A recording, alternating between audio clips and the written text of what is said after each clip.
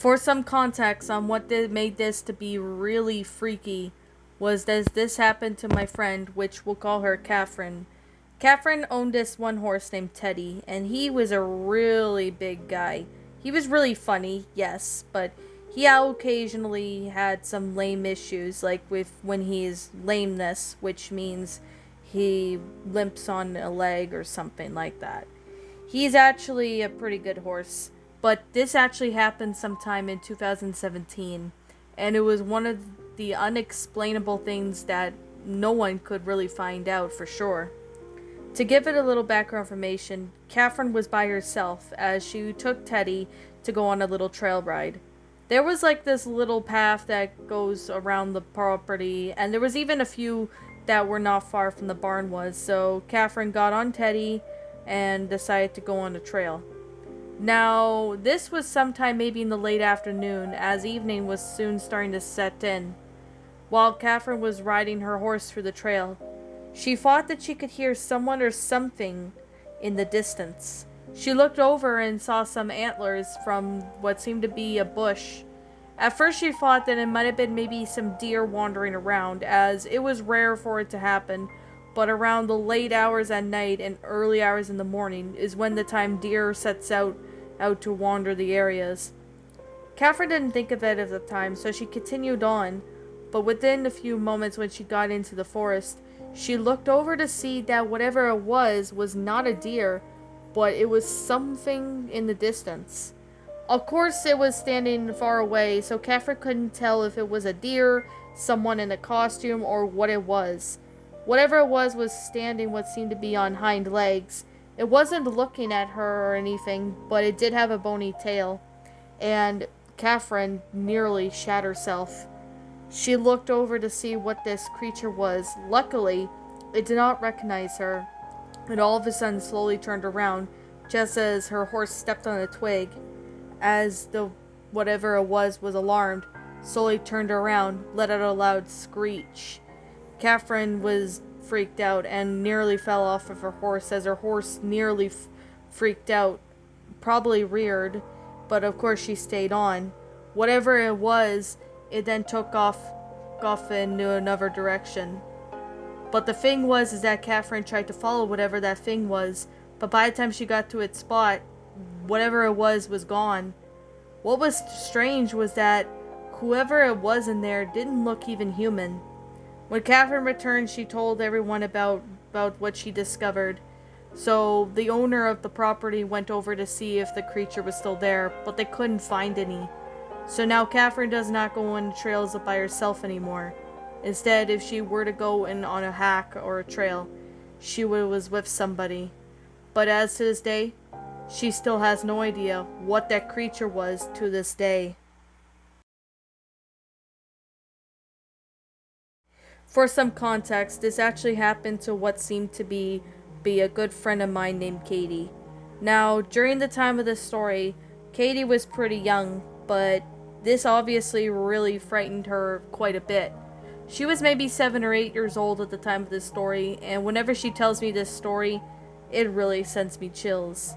Now, when Katie was young, she owned at least a horse in her area, but it was at her grandparents' farm. She goes to her grandparents' farm pretty much in the summer a lot, and even then for holidays, and even sometimes to pay their grandparents a visit. Most times they would go and they would see a horse there, and Katie really liked this one horse. This horse's name was Bruce, and he was a white gelding. He was very calm, and although he was a bit mischievous at times, he was still a very nice and calm horse to play and even hang with. So when Katie was a young girl one day, her dad was busy doing something in the woods.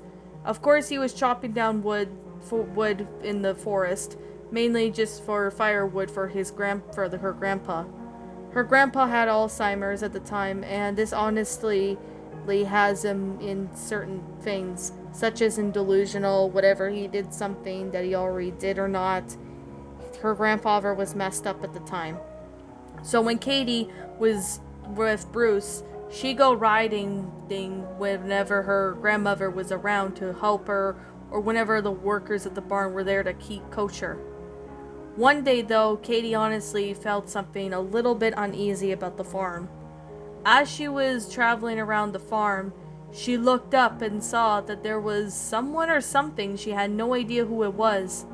It seemed to be a man as he was in the driveway, and she kind of felt unsettled. She had no idea who this man was and thought maybe it was just one of the clients of her grandfather or something. This man walked up to Bruce and started petting him. "Hey, you have a nice horse," he said.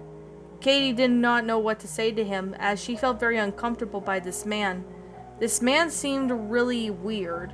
He even looked at her in a very awkward way. Katie couldn't even describe how awkward she was. She didn't say anything, and she just has continued to wait for her father. "You know," he said, "I love horses too," he said. He then just left without anything, and Katie was obviously quite odd and confused. She went to her father and told him about the man, but before her father could do anything, the man was gone. But it wasn't until maybe a few days later, when Katie was in the tack room. She was getting her stuff for Bruce, when all of a sudden the man she seen before walked in. "Hey, I see that you're in here," he said. He looked at Katie and gave her a really sinister glare. This is when Katie obviously froze in fear. Having no idea what this guy does, this guy went ahead and grabbed Katie and was picking her up to try to take her out of the barn. Katie started then screaming once she snapped out of her trance, and this alerted her mom. Her mother went over there and grabbed her pistol and fired a few shots at the guy. Of course, she hit the guy in the shoulder, which caused him to scream as he let go of Katie. Katie's father called the police and the man was taken away, and Katie couldn't really remember what this man was doing, or had no idea what he was doing.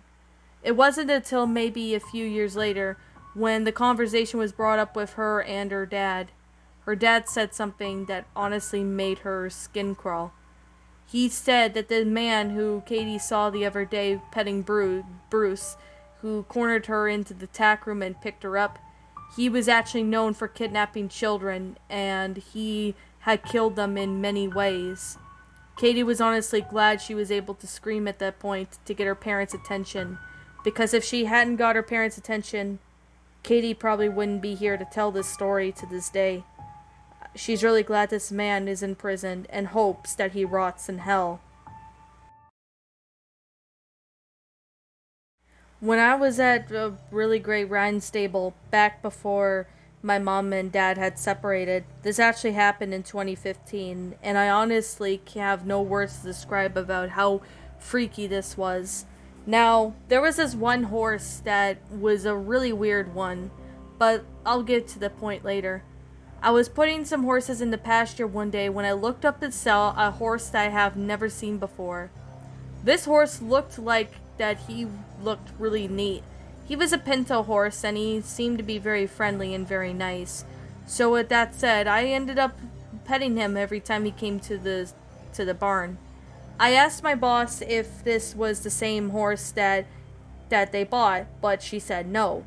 Strange, I thought. Maybe she was referring to it as someone else's horse, but this horse had no records with the barn I was at, so that was kind of strange. Thinking maybe that he might have gotten over by jumping over a fence or something, but there was no broken fence in the area, so there's no way a horse could jump over a fence, unless if they were very trained to do so. So, the next day, I would see that same horse again, but this time he'd be in a different pasture. So I had to put him in another pasture, or I would go over to the next door neighbors, which they did have 2 horses, and asked if it was their horse. They said it wasn't their horse, so they had no idea. But this horse seemed to be decent, and he seemed to be well cared. So I put him back into another separate pasture. It wasn't until the next day when he kept showing up. And a few days he kept showing up, and then eventually a year later, he never showed up one day when I arrived back after New Year. After the New Year ended, well, basically New Year's Eve, I went over to the barn with my friend, but that horse I've been seeing never showed up. I had no idea why he wasn't there, so I waited for what seemed to be about a while, but that same horse never returned, and he never showed up. But I eventually discovered something really freaky. I talked to the owner of the barn about this horse, and I even have photos of him. She had some really upsetting news. She said in the past year, around before Christmas, she found the exact same horse. He seemed to be looked like he was dead.